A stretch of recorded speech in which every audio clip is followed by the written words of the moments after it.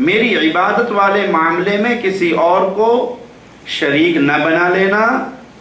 میں نے تجھے خاص اپنی عبادت کے لیے پیدا کیا ہے. میں تجھے بغیر مانگے دیتا رہا ہوں، اور جب تو مانگنے کے قابل ہو جائے تب بھی تیرے لیے تیرے مالک کا آوازہ کیا ہے؟ وَقَالَ رَبُّكُمْ.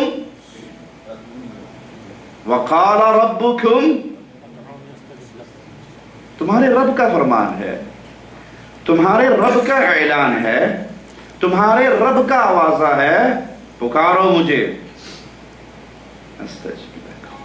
تمہاری پکاروں کو سننے والا میں ہوں. ان الذین یستکبرون عن عبادتی، پہلے اللہ نے کیا کہا؟ ادعونی، پکارو مجھے، مانگو مجھ سے، سوالی بنو میرے در کے، آؤ میرے در پہ، گرو میرے سامنے، جھکو میرے سامنے، دہائیں دو میرے نام کی، گڑ گڑاؤ میرے سامنے، آنسو بہاؤ میرے سامنے، پکارو، مانگو. اور ساتھ ہی کیا کہا؟ ان الذین یستکبرون عن عبادتی، میرے بندو یہ مجھے پکارنا میری عبادت ہے. جو اللہ کو پکارنے سے تکبر کرتا ہے، منہ موڑتا ہے، میں اس کو ذلیل اور رسوا کر کے آگ کے انگاروں میں پھینکنے والا ہوں. رسول اللہ صلی اللہ علیہ وسلم نے بڑی پیاری بات مختصر سے جملوں میں سمجھا دی. الدعاء هو العبادہ، پکارنا عبادت ہے، پکارنا عبادت ہے. پکارو، اللہ کہتا ہے مجھے پکارو. قرآن حکیم میں جہاں بھی اللہ نے سوال کا ذکر کیا تو نبی کو واسطہ بنا کر قل کے ذریعے جواب دیا، اور جہاں ماجرا اپنایا اذا سالک عبادی عنی فانی قریب، تو اس قل کو بھی ہٹا کر اپنے بندوں کو خود جواب دیے، بندوں میں تمہارے بڑا قریب ہوں، مجھ سے مانگو تو صحیح، مجھے پکارو تو صحیح، میری طرف چل کر آؤ. مالک فرماتا ہے تم ایک بالشت آؤ گے، میں ایک بازو آؤں گا. تم چل کر آؤ گے، میں دوڑ کر آؤں گا. تم انسانوں میں یاد کرو گے، میں تمہیں ملائکہ میں یاد کروں گا. یہ اللہ کے ذکر کی جب مجلسیں لگتی ہیں، اللہ کو کتنی پسند ہوتی ہیں کہ جب فرشتے ان کو اپنے پروں میں ڈھانپ لیتے ہیں، آسمانوں کی طرف بلند ہوتے ہیں، مالک پوچھتا ہے کہاں سے آئے، حالانکہ وہ زیادہ جانتا ہے. مولا تیرے بندوں کے پاس سے آئے. کیا کر رہے تھے؟ تیرا ذکر کر رہے تھے. مجھے دیکھا انہوں نے؟ نہیں. اگر دیکھ لیں کا اور ذکر کریں. کیا مانگتے تھے؟ تیری جنت کے سوالی تھے. جنت کو دیکھا انہوں نے؟ نہیں. اگر دیکھ لیں کا اور محنت کریں. کس سے ڈرتے تھے؟ تیری جہنم سے ڈرتے تھے. جہنم کو دیکھا انہوں نے؟ نہیں. اگر دیکھ لیں کا اور پھر اس سے ڈریں اور اس سے بھاگیں. فرشتوں گواہ رہو میں نے اپنے ان بندوں کے گناہوں کو معاف کر دیا. جواب ملتا ہے ایک بندہ ان میں ایسا تھا جو تیرے ذکر کی نیت سے نہیں آیا تھا، ویسے ہی آ کے ویسے ہی بیٹھ گیا تھا. کہا یہ بیٹھنے والے اتنے پیارے ہیں، جو ویسے بھی آ کے بیٹھ گیا میں نے اس کو بھی معاف کر دیا.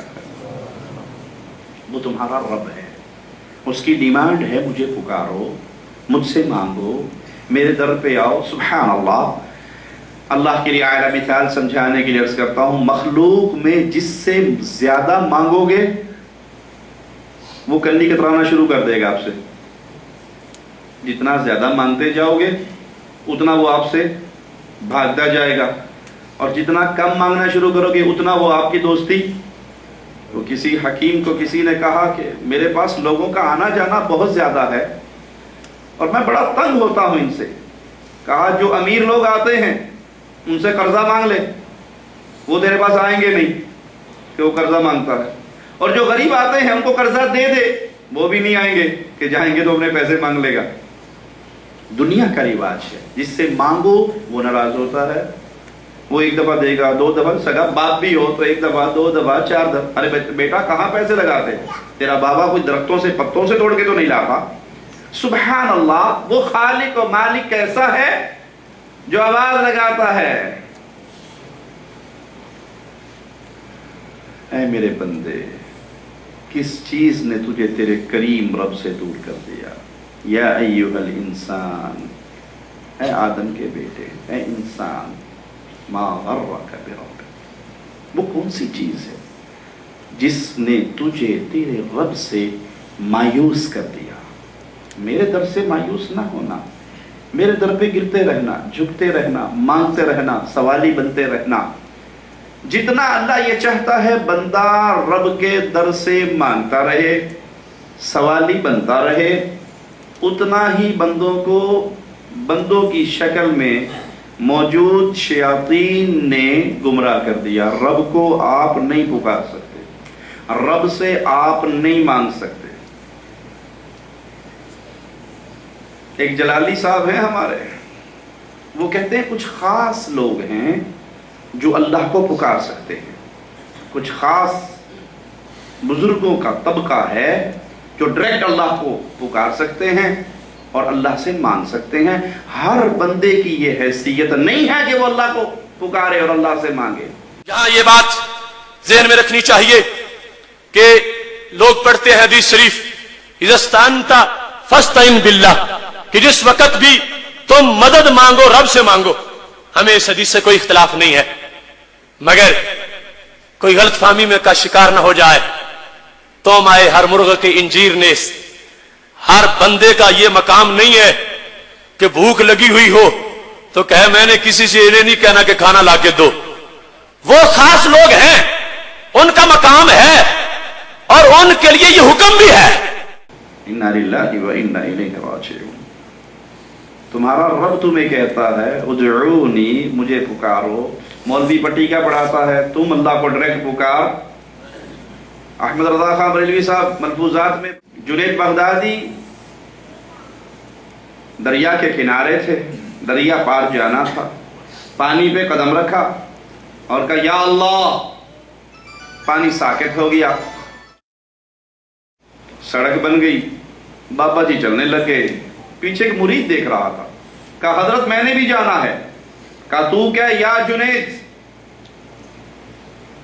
جنید بغدادی نے کیا کہا تھا؟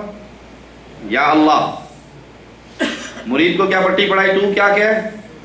یا جنید۔ اس نے کہا یا جنید، دریا نے اس کے لیے بھی راستہ ہموار کر دیا۔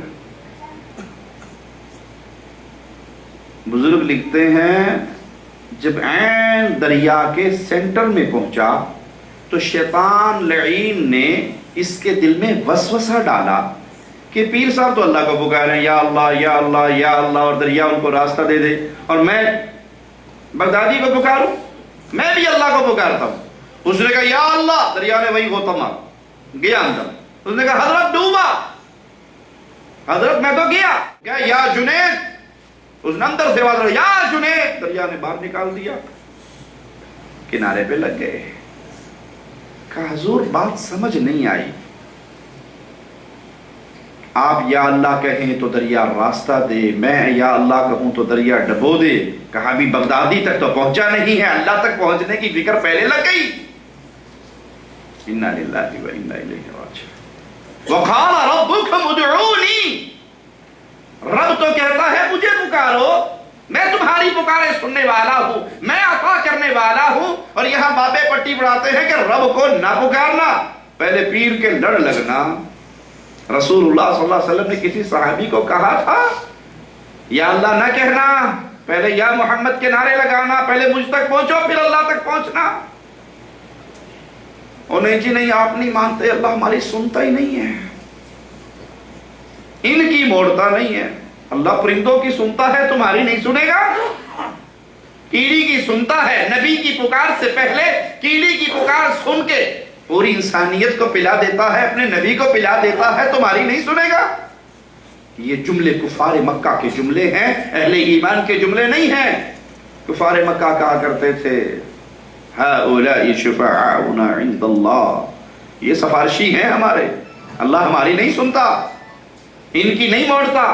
ما نعبدہم، ہم ان کی پوجا کیوں کرتے ہیں، ہم ان کے پاس کیوں آتے ہیں، ہم ان کے سجدے کیوں کرتے ہیں، ہم ان کے طواف نظر نیاز نذرانے کیوں دیتے ہیں؟